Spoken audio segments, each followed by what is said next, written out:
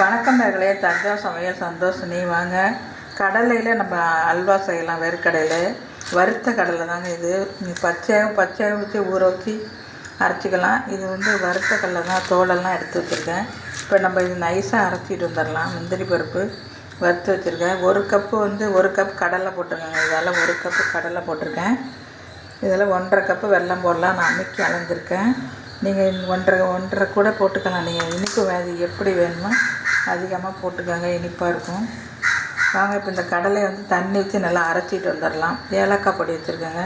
அவ்வளோதாங்க இந்த ரெசிபி செய்கிறதுக்கு. இப்போ நம்ம நேவாக அரைச்சிட்டு வந்தாச்சுங்க மிக்சியில். இப்போ நம்ம நல்லா இதை கரைச்சாச்சுங்க. இப்போ நம்ம அடுப்பில் வச்சிடலாம். நல்லா கரைச்சிக்கிட்டு தாங்க நீங்கள் கேஸில் வைக்கணும்.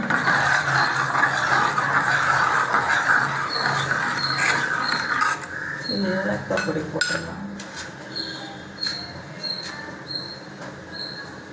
ஏலக்காய் பொடி போட்டுடலாம்.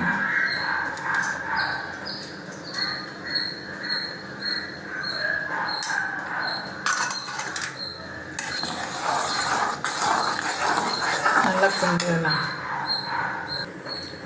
இப்போ நம்ம வெல்லத்தையும் இதில் போட்டுடலாங்க.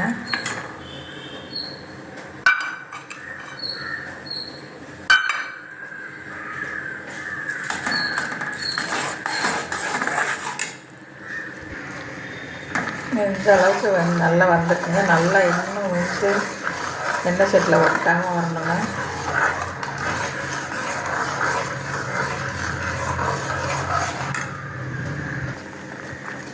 கடலையிலே உங்களுக்கு ஆயில் இருக்கிறதுனால ரொம்ப நெய் தேவை இருக்காதுங்க.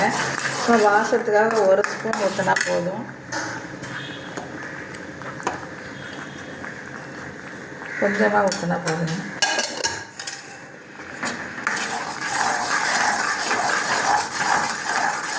இன்னைக்கு கொஞ்சம் திக்காக வந்தோம்னா அங்கே வைக்க வேண்டியதுதான். வேர்க்கடலை அல்வா ரெடி.